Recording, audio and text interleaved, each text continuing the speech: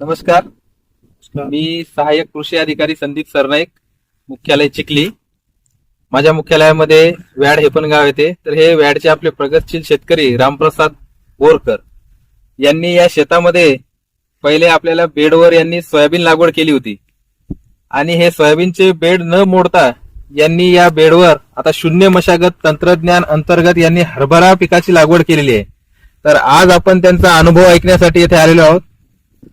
तर सर आम्हाला सांगा की नेमकं तुम्ही हे कशा प्रकारे केलं आणि काय केलं, तुमचा एक अनुभव सांगा आम्हाला. सर्वात पहिले माझं नाव रामप्रसाद पंढरी बोरकर, राहणार वॅड, तालुका रिसोड, जिल्हा वाशिम. मी या क्षेत्रामध्ये सुरुवातीला सोयाबीन घेतली. बेडवर बेड पाडून सोयाबीन घेतली. 1.25 एकरामध्ये मला 10 पोते सोयाबीन झालं. आणि परत मी एक निर्णय घेतला की आपल्याला हे बेड न फोडता याच्यामध्ये शून्य मशागतीमध्ये आपल्याला कशा प्रकारे उत्पादन घेता येईल ते बघायचं. मग याच्यासाठी मी काय केलं, एक बियाणं 10 किलोचीच बॅग आणली आणि बेड फोडले नाहीत, बेड वखरले नाहीत, काहीच नाही. त्याच बेडवर टोकन यंत्राने मी बियाणं लागवड केलं. 1.25 एकरामध्ये 9 किलो बियाणं लागवड झाली. आता याच्यामध्ये शून्य मशागत केली, त्यामुळे माझा आताच खर्च वाचला. याच्यामध्ये बेड फोडणे, परत बेड पाडणे, म्हणजे साधारणतः आणि पेरणे, अशा प्रकारे 2,500 रुपये जवळपास जो खर्च होत होता तो खर्च माझा आत्ताच वाचला. परत याच्यामध्ये जर आज 1.25 एकरामध्ये नाही म्हटलं तर 30 किलो बियाणं लागत होतं पेरणीसाठी. तर ते बियाण्यामध्ये साधारणतः माझा 2,000 रुपये बियाण्यामध्ये खर्च वाचला, कारण मला 9 किलोच बियाणं टोपणी यंत्रानं लागलेलं आहे. आता याच्यामध्ये मी लागवड केली टोपणी यंत्रानं आणि सरळ सरळ याच्यामध्ये गांडूळ खत आणि ट्रायकोडर्मा याचा वापर केला होता. तर आता तुमचा तो एक समोरचा प्लॉट आहे आणि हा एक प्लॉट आहे.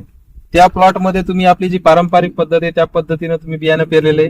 या प्लॉटवर तुम्ही शून्य मशागत तंत्रज्ञान अंतर्गत तुम्ही बियाणं पेरले. तर तुम्हाला असा काय फरक वाटते त्यामध्ये आणि यामध्ये? त्यामध्ये असं आहे, त्या क्षेत्रामध्ये काय झालं, 2 वेळेस वखरणी, परत त्याच्यामध्ये पेरणी करणे, म्हणजे साधारणतः त्याला एकरी 2,000-2,500 रुपये तो खर्च गेला. परत ट्रॅक्टरने पेरणी म्हणजे 800 रुपये पेरण्याचे गेले. म्हणजे त्याच्यात आणि परत बियाणं जास्त लागलं. बियाणं जास्त लागून आज रोजी फरक असा झालेला आहे की जास्त बियाणं टाकलं त्याच्यामुळे सरळ वाढत आहे, ब्रँचिंग करत नाही, फांद्याची संख्या नाही त्या झाडायला. हे लागवड केली त्याच्यामुळे याला मोकळी जागा आहे आणि याला पहिल्यापासून भरपूर फांद्या निघलेल्या आहेत आणि ते सरळ वाढत आहे. त्याच्यामुळे माझं एक मत आहे की बेड पद्धत किंवा पट्टा पद्धत हरभरा 1 नंबर शून्य मशागतीमध्ये येऊ शकते. आता एक माझा एक स्वतःचा अनुभव की अंदाजे 9 किलोले 9 पोते तरी हरभरा व्हायला पाहिजे. तर आता तुम्ही हे बेड फोडले नाही, ते बेड न फोडण्याचं कारण काय होतं नेमकं? याच्यामध्ये बेड न फोडण्याचं कारण एक आहे की जे आपण सोयाबीन घेतली होती, मी या बेडवर 3 तास सोयाबीन घेतली होती. 3 तासाचे सोयाबीनचे जे हे मुळे आहेत, खोडवा आहे, हा खोडवा जे आहे, हा खोडवा याला नायट्रोजनच्या गाठी असतात, नत्र स्थिरीकरण करणाऱ्या जे गाठी असतात, हे जर बेड फोल्डे असते तर ह्या गाठी फुटून याच्यामधलं नत्र हे पूर्ण हवेमध्ये जात होतं. हे मी न वखरायचं कारण की हे जर असंच राहिलं तर हे या हरभरा पिकाला उपलब्ध करून देण्याचं काम केलं या सोयाबीनच्या पिकानं. हे जर वखरलं असतं तर हे हवेमध्ये नत्र जात होतं, त्याच्यामुळे हे वखरलं नाही. आज या 3 तासाचे जे नोड्यूल्स आहेत हे या 2 तासाला उपलब्ध व्हायला लागले, त्याच्यामुळे हरभऱ्याची परिस्थिती अशी आहे.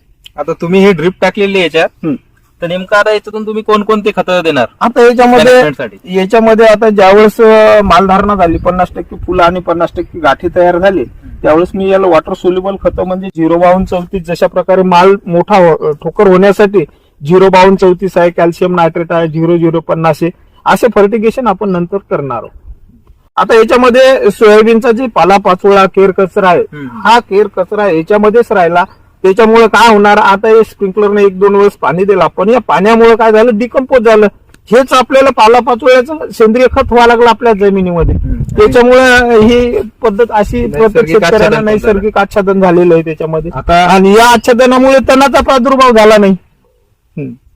आता आपण ब्रांचिंग जर बघितली याची, बरेच याला फुटवे.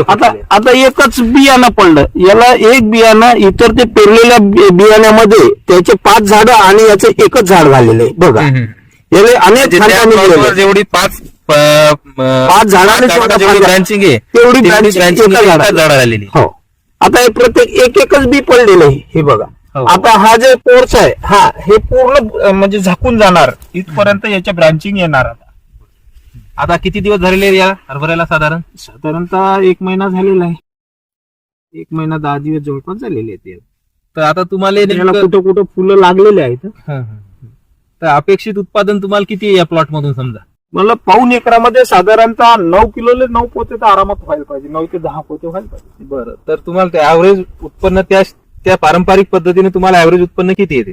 तिकडे 5 एकरी एका एकरामध्ये 5, हो म्हणजे इकडे तुम्हाला पाऊण एकरामध्ये 9 पोते समजा. 9 पोते या लागवड पद्धतीवर. आता याच्यामध्ये जेणेकरून सर्व शेतकऱ्यांना असा काहीतरी नवीन अवलंब करायला पाहिजे. एक तर खताची बचत, बियाण्याची बचत, शून्य मशागतीमध्ये जर केलं तर शेतकऱ्याला आज जवळचा माझा खर्च झाला नाही म्हणजे ते उत्पन्न वाढलं, थोडक्यात सांगायचं. बरोबर. तर अशा प्रकारे आज आपण व्याड येथील रामप्रसाद धर यांच्या शेतावर आपण त्यांचा एक अनुभव घेतलेला आहे. तर याच्यानंतर ज्यावेळेस आपलं पीक कापणीला येईल त्यावेळेस नेमकं यांना आता किती उत्पादन होते हे बघण्यासाठी सुद्धा आपण एक परत यांची मुलाखत घेऊ. तोपर्यंत धन्यवाद.